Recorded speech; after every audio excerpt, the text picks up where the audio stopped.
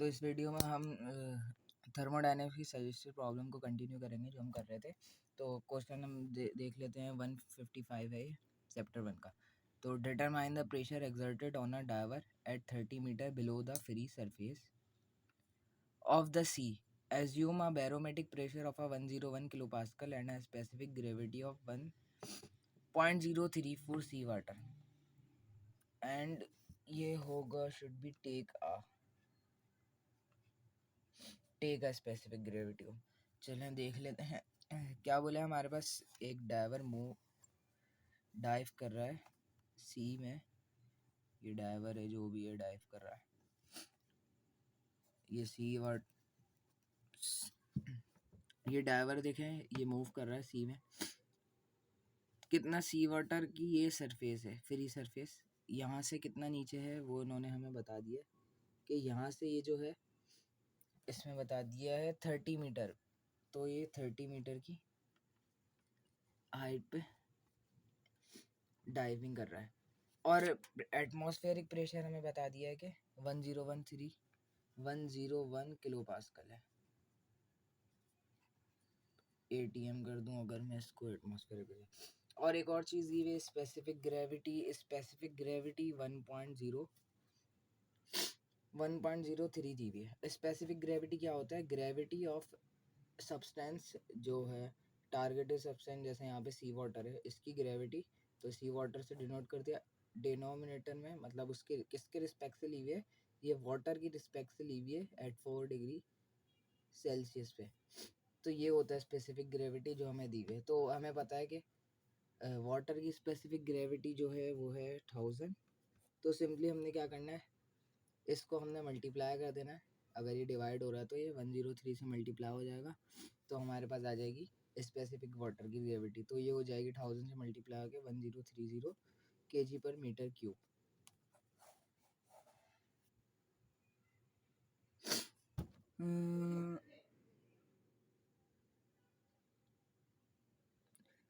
So next हम देख लेते हैं कि हमें यहाँ पे एक प्रेशर दे दिया, अब डाइवर पे प्रेशर लग रहा है। अच्छा, हमें मालूम क्या करना है, इसके ऊपर टोटल प्रेशर कितना लग रहा है। Determine the pressure exerted on a diver at 30 metre below the surface of the sea. अच्छा, अब इसके ऊपर जो सरफेस लग रहा है, देखें यहाँ पे जो प्रेशर है, इस पॉइंट पे जो प्रेशर है वो एटमॉस्फेयर प्रेशर है, क्योंकि सी वाटर से ऊपर की बात हो रही है एटमॉस्फेयर। तो डाइवर पे एटमॉस्फेरिक प्रेशर भी लगेगा यहाँ वाला PATM, और ये भी लगेगा। तो इस पे लगने वाला प्रेशर क्या हो जाएगा, PATM प्लस ये वाला प्रेशर जो डेप्थ की वजह से ऐसे हो जाएगा रॉ GH करके। सिंपली ये इक्वेशन यूज़ होगी। 101 किलो है तो 30 लगा दिए मैंने, रॉ हमें पता चल गया 1030 मल्टीप्लाई बाय 9.81 और फिर मल्टीप्लाई बाय हाइट जो 30 है। यहाँ से मेरे पास जो प्रेशर आ रहा है वो अगर हम निकालेंगे, कैलकुलेटर से आप कर लीजिएगा, तो आ रहा है 404.063 किलो पास्कल। ये इसका आंसर आ रहा है। ठीक है, सो नेक्स्ट क्वेश्चन की तरफ हम मूव कर लेते हैं। अच्छा, the maximum blood pressure in the upper arm of a healthy person is about to 120 millimetre of Hg। किसी भी पर्सन के हेल्थी पर्सन की वेन्स में जो ब्लड्स सर्कुलेट कर रहा होता है प्रेशर से, तो वो प्रेशर हमें दिया है 120 millimetre. If a vertical tube open to the atmosphere. अच्छा, ये मेजर करने के लिए जो हम यूज़ करते हैं इंस्ट्रूमेंट, उसके अंदर ट्यूब होती है जिसमें मरकरी होता है और वो राइज होता है प्रेशर एक्सर्ट होने के बाद। अब प्रेशर एक्चुअल में क्या पास्कल में रखते हैं, तो वो पास्कल वाला प्रेशर एक ट्यूब पे अप्लाई होता है। अगर मैं एक सिंपलिस्ट अगर आपको बताना चाहूँ तो मेरे पास ऐसे करके एक ट्यूब है, इधर से मैं प्रेशर लगा रहा हूँ इसके ऊपर इस ट्यूब पे। तो क्या हो रहा है, यहाँ से प्रेशर लगा रहा हूँ तो इसके अंदर मरकरी फिल है, तो ये मरकरी राइज हो रहा है। तो मरकरी कितना राइज हो रहा है, वो अगर हम ऐसे करके समझ लें कि इस पर कितना प्रेशर लगाने से मरकरी कितना राइज हो रहा है, तो वो 120 मिलीमीटर ऑफ Hg राइज हो रहा है। तो कितना पास्कल लग रहा है, कितने प्रेशर के पास्कल है, वो हमें मालूम करना है। तो हम इसको कैसे मालूम कर सकते हैं, P is equal to rho GH। अच्छा, हमें पता है कि इसके अंदर फ्लूइड कौन सा है, तो मरकरी है। तो हमें उसकी डेंसिटी भी गिवन दी हुई है मरकरी की 13,600 होती है, बिलेट की दी हुई है। अच्छा पूरा क्वेश्चन अगर हम इसको रीड कर लें, अच्छा तो मैंने आपको ये बताया था सिंपली इस यूनिट का मतलब क्या है, मिलीमीटर ऑफ एच जी के। इसमें जो है ना हम एक हैंड से प्रेशर एग्जर्ट कर रहे होते हैं, जाहिर सी बात है प्रेशर पास्कल में होता है, तो वो किसी ट्यूब के अंदर होता है जिसके अंदर मरकरी फिलअप होता है, मरकरी राइज कर रहा होता है उसके ऊपर प्रेशर लगने से। तो प्रेशर कितना लगा तो मरकरी राइज हो गया, तो हम उसको रिस्पेक्ट से हाइट से मेजर करके उस प्रेशर को यूज़ कर रहे होते हैं। अच्छा फिर क्या कह रहे हैं, वर्टिकल ट्यूब को हमने ओपन कर दिया, इस वर्टिकल ट्यूब को ओपन कर दिया और क्या कर रहा है, connected to the vein in the arm of the person. अच्छा उस पर्सन के जो है ना आर्म में इंसर्ट कर दिया ऊपर से ओपन करके इस ट्यूब को, जो पहले हेल्थी पर्सन की बात हो रही थी। अब क्या कह रहे हैं, determine how high the blood will rise in the tube. इस ट्यूब के अंदर ब्लड कितना राइज हो जाएगा, जाहिर सी बात है इस ट्यूब को हमने उस वेन से कनेक्ट कर दिया, तो इस ट्यूब को कनेक्ट कर दिया वेन से, तो वेन के अंदर ब्लड होगा, तो ब्लड कितना राइज हो जाएगा उसकी वजह से, मतलब क्या होगा, मरकरी की जगह यहाँ पे ब्लड होगा आगे, तो वो कितना राइज हो जाएगा हमें ये मालूम करना है। Take the density of blood 1050 दे दी। अच्छा अब इसके ऊपर जो प्रेशर लग रहा था पहले उसी को निकाल लेते हैं। हमें पता है मरकरी है, यहाँ से प्रेशर में अगर निकाल लूँ रॉ जी एच करके तो कुछ आ रहा है ये 6 रॉ मैंने बता दिया था 13,600 होता है mercury, gravity 9.81 multiply by height कितनी की हुई है 120। अच्छा मिलीमीटर में दी हुई तो 1000 से डिवाइड हो जाएगा, सिंपली 1000 से डिवाइड हो जाएगा, तो यहाँ पे मेरे पास प्रेशर आ गया जो इस मरकरी पे लग रहा है, और मरकरी 120 मिलीमीटर राइज हो रहा था, तो ये प्रेशर आ गया मेरे पास 16005 पास्कल। अच्छा अब ये प्रेशर जो है, अब देखें मैं मेरे पास अगर ये ट्यूब में अंदर मरकरी फिलअप है, सिंपली इस पेन को कंसीडर कर लें, तो यहाँ जो भी प्रेशर लग रहा है, प्रेशर क्या मेरी फोर्स लग रही है किसी यूनिट एरिया पे, टिप पे लग रही है अगर इस मेरे पास इस पेन के, तो ये मूव कर रहा है आगे। अब इसके आगे जो चीज़ है उसके ऊपर वही फोर्स लग रही होगी जो यहाँ लग रही है, मतलब किसी फोर्स किसी यूनिट एरिया पे लगेगी, किसी एरिया पे लगी तो वो प्रेशर एग्जर्ट करना शुरू कर देगी। इस बात को समझे कि मैं यहाँ से इसको फोर्स दे रहा हूँ, इसके इतने एरिया पे लग रही है फोर्स, तो ये प्रेशर में कन्वर्ट हो रही है, तो ये प्रेशर जो इधर जा रहा है, मतलब जिस स्पीड से मैं यहाँ से मूव कर रहा हूँ उतनी स्पीड से आगे जा रहा है।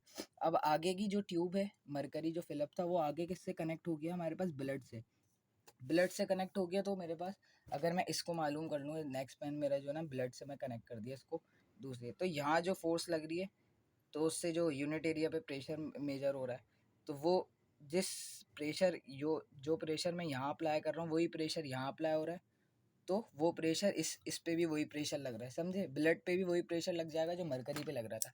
तो कहने की बात ये जो प्रेशर था वही मरकरी पे लग जाएगा। अब हम सवाल क्या था कि ये जो मरकरी का प्रेशर था वो ब्लड पे लगेगा तो ब्लड कितना राइज हो जाएगा, तो सिंपली हमें प्रेशर पता है, तो हम हाइट मालूम कर लेंगे किससे, प्रेशर रॉ और जी से। प्रेशर हमें पता चल गया 16,005 पास्कल, और डिनोमिनेटर में हमें इसकी डेंसिटी गिवन दी है 1050 मल्टीप्लाई बाय 9.81, तो यहाँ से हमारे पास सिंपली हाइट आ जाएगी कितनी 1.554 मीटर, तो ये हमारे पास हाइट भी आ गई। ये बस इतना ही क्वेश्चन। अच्छा एक और इंटरेस्टिंग क्वेश्चन है, क्वेश्चन नंबर 113, इससे पहले वाला वो 65 था। क्या कह रहे हैं, intravenous infusion are usually driven by gravity, मतलब जो क्या कहते हैं खून वगैरह चढ़ता है कि एक पेशेंट लेटा हुआ होता है, पेशेंट और ऊपर जो है ना कोई ट्यूब वगैरह होती है किसी एंगल से हैंग हुई भी होती है, और उससे इसके आर्म में चढ़ा होता है, तो ये हाइट होगी कुछ, अभी क्वेश्चन पढ़ते हैं तो और मज़ीद क्लियर हो जाएगा कि खैर जो भी है, intravenous are usually driven and gravity, तो मतलब इसके अंदर कोई मोटर वगैरह लगी हुई नहीं होती जो मोटर चले और यहाँ से फ्लूइड जो भी है ब्लड वगैरह वो आपकी वेन्स में जा रहा हो, तो इसके अंदर मोटर होती नहीं है, तो ये खुद ब खुद कैसे आता है, ग्रेविटी की वजह से आता है, तो यही कह रहे हैं। अच्छा बाय ग्रेविटी ड्रिवन करता है, bye hanging the fluid bottle at the sufficient height, किसी हाइट पे करता है मैंने अभी बताया, किसी सफिशिएंट हाइट पे करता है मैंने अभी ये बात बताई।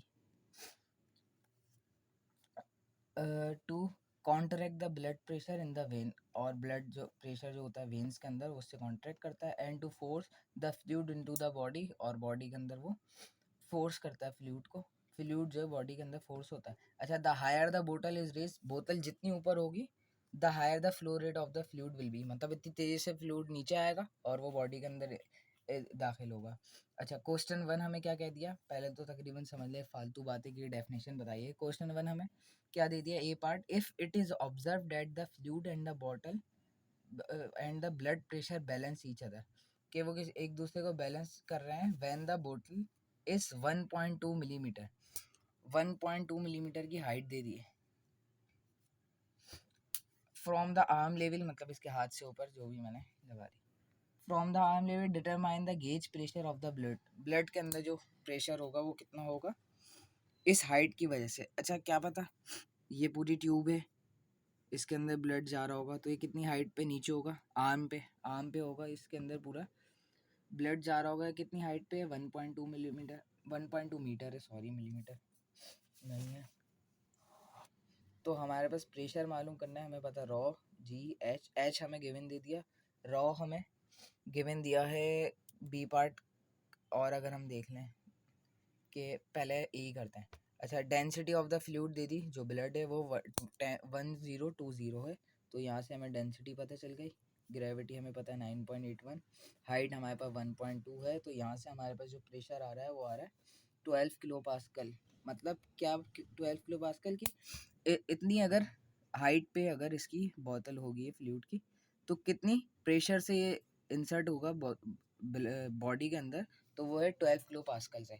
अब नेक्स्ट क्वेश्चन की तरफ मूव करते हैं कि if the gauge pressure of the fluid at the arm level needs to be, अगर हमें चाहिए, ज़रूरी है कि आर्म लेवल पे जो प्रेशर है वो कितना हो जाए 20 किलो पास्कल, सफिशेंट फ्लो के लिए, कि फ्लो रेट जो है सफिशेंट हो जाए, तो डिटरमाइन करना है कि हाउ हाई द बोतल मस्ट बी प्लेस, कि हम इस बोतल को कितना ऊपर प्लेस कर दें, और वही फ्लूइड डेंसिटी की बात करिए। तो हमें क्या करना है, अब की बार हाइट चाहिए, हमें प्रेशर दे दे, पिछली मरतबा प्रेशर दिया था तो हाइट ले लिया था इसके ए पार्ट में, तो अब हमें हाइट चाहिए, तो सिंपली एच को हम अरेंज कर लेंगे पी रॉ जी, प्रेशर हमें गिवन दे दिया 20 किलो पास्कल है, तो और डेंसिटी हमें पता है वही है फ्लूइड की 1020 मल्टीप्लाई बाय 9.81, तो यहाँ से हमारे पास हाइट आ जाएगी 2 मीटर की। पहले कितना था, 1.2 मीटर था, तो उसके ऊपर कितना प्रेशर जा रहा, कितने प्रेशर से जा रहा था फ्लूइड, 12 किलो पास्कल से। अब हमें चाहिए कि वो 20 किलो पास्कल से जाए, तो हम उसकी बोतल को 1.2 मीटर से और ज़्यादा ऊपर करके 2 मीटर लग देंगे। ये जस्टिफाई भी हो रहा है, आंसर एक लग रहा है कि जो है हम हाई करेंगे तो ग्रेविटी से और तेज़ी से आएगा और प्रेशर इंक्रीज हो जाएगा। मतलब ऐसे आप ऐसी कॉन्सेप्चुअल आप जो है ना इस क्वेश्चन को खुद ही कैलकुलेट भी कर सकते हैं। अच्छा, क्वेश्चन सजेस्टेड क्वेश्चन जो चैप्टर 1 के थे ये कंप्लीट हो गए, तो अब ये चैप्टर 2 की तरफ देख लेते हैं कि हमें क्या दिया है, कि कंसिडर, चैप्टर 2 स्टार्ट कर रहे हैं। यहाँ पे पहला क्वेश्चन 8 है, ये 2/8, consider a river flowing towards lake, एक रिवर है जो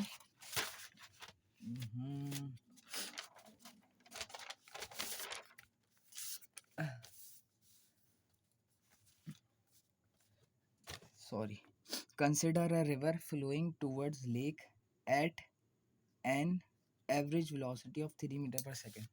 क्या कर रहा है, एक रिवर मूव कर रहा है, इसको आप सोचें, इस कंडीशन को इमेजिन करें कि एक एवरेज वेलोसिटी से मूव कर रहा है रिवर लेक की तरफ 3 मीटर पर सेकेंड से, at a rate of 1500 metre per second, मतलब ये है वॉल्यूम फ्लो रेट, मतलब कितना वॉल्यूम किस रेट से जा रहा है, मतलब एक सेकंड में, पर यूनिट टाइम में कितना वॉल्यूम उसका जो है ट्रैवल कर रहा है, तो 500 मीटर क्यूब वॉल्यूम उसका एक सेकंड में ट्रैवल हो रहा है, at a location 90 metre above and the lake surface, above है लेक सरफेस से। डिटरमाइन क्या करना है हमें, the total mechanical energy of the river water per unit mass and the power generation potential of the entire river at that location.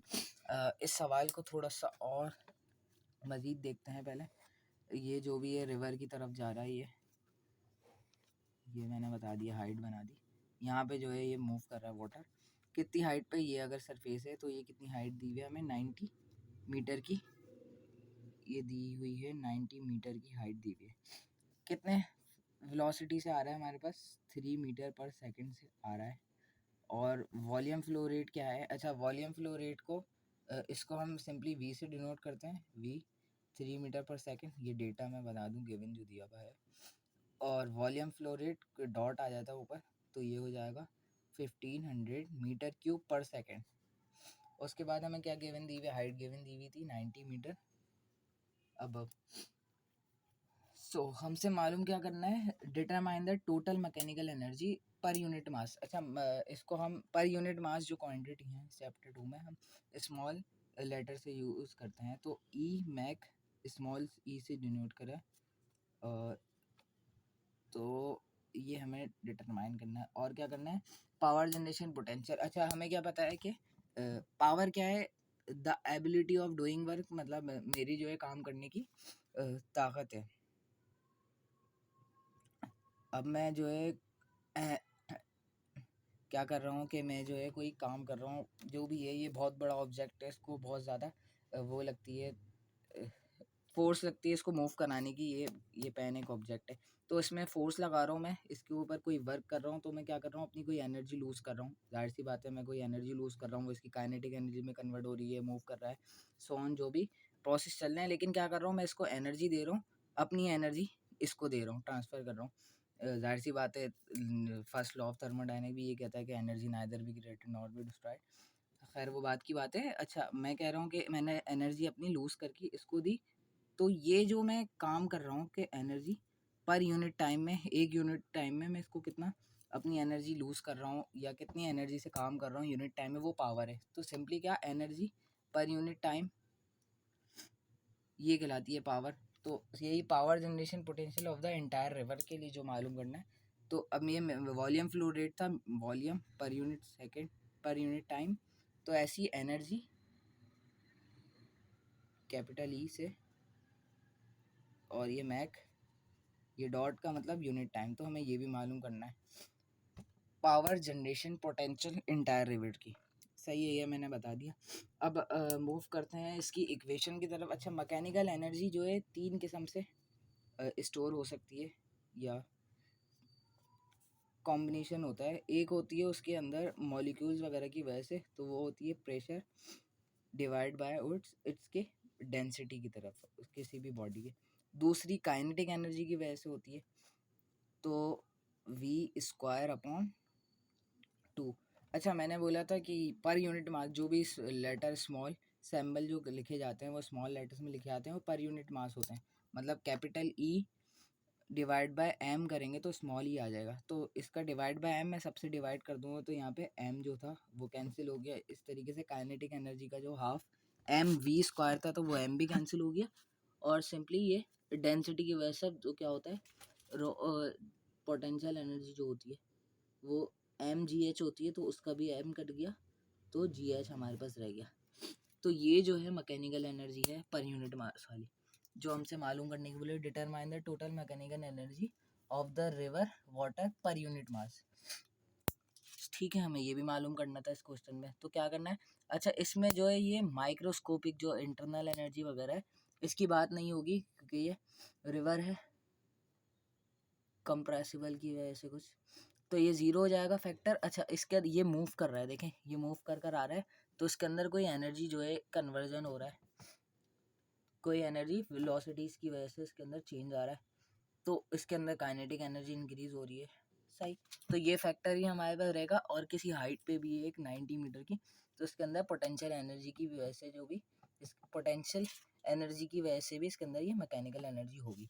तो simply हम values plug in करते हैं कि वी स्क्वायर है हमारे पास की वेलोसिटी, तो 3 का स्क्वायर हो गया हमारे पास, डिनोमिनेटर में 2, और जी हमें पता है 9.81, और हाइट हमें पता है जो गिवन दी है वो 90 मीटर दी है। तो यहाँ से हमारे पास जो ई मैक आ गया वो आएगी कुछ समथिंग 88.7.4 जूल। इसको 0.8 किलो जूल में भी कर सकते हैं। अच्छा अब हमें मालूम क्या करना था, ये हमारे पास आ गया, हमें मालूम करनी थी power generation potential of the entire river at that location, मतलब इस लोकेशन पे मालूम करनी। तो ये ई डॉट, अच्छा इसका फॉर्मूला है एम डॉट, मतलब मास फ्लो रेट, मतलब कितने पर सेकंड में, एक सेकंड में मास कितना जो है ना फ्लो कर गया वो, और ये जो हमने ई मैक निकाली है, एनर्जी ऑफ द ऑब्जेक्ट पर यूनिट मास, तो ये ई मैक, अगर ये जो चेंज की बात कर रहे हैं स्मॉल की, तो यह डेल भी आ जाए सही। मास फ्लो रेट हमें पता नहीं है, तो मास फ्लो रेट के लिए हमारे पास एक और फार्मूला है, मतलब फार्मूले कैसे, सिंस मास फ्लो रेट बराबर होता है डेंसिटी और हमारे पास वॉल्यूम फ्लो रेट के, वॉल्यूम फ्लो रेट के, ये फार्मूला, तो ये हम इधर प्लग इन कर देंगे, ई डॉट मैक बराबर हो जाएगा रॉ एम वी और डेल ई मैक। अभी भी हमें, अब हमें सब चीज़ें बदल गई क्योंकि हमें ये वॉल्यूम फ्लो रेट गिवन दिया था। अच्छा डेंसिटी ऑफ वाटर 1000 होती है, सबको पता है, तो ये हो गया 1000 multiply by volume flow rate हमने दिया 500, तो ये 500 आ गया। ये हमने एनर्जी इसकी निकाल ली थी मैकेनिकल 88.7.4 जूल। तो इसको सब कैलकुलेशन करेंगे सिंपल, तो हमारे पास ये आंसर आएगा 44.3.7 एक्सपोनेंट 6 वाट, और एक्सपोनेंट 6 को आप मेगा में भी करके लिख सकते हो, 44.3.7 मेगावाट। तो इतनी एनर्जी ये प्रोड्यूस कर देगा रिवर, जो इस तरीके की कंडीशंस को फॉलो कर रहा होगा। तो इस क्वेश्चन को एक क्वेश्चन हमने इसमें चैप्टर 2 को भी कवर कर लिया, नेक्स्ट ऑफ फर्दर हम मूव कर लेंगे। Thank you.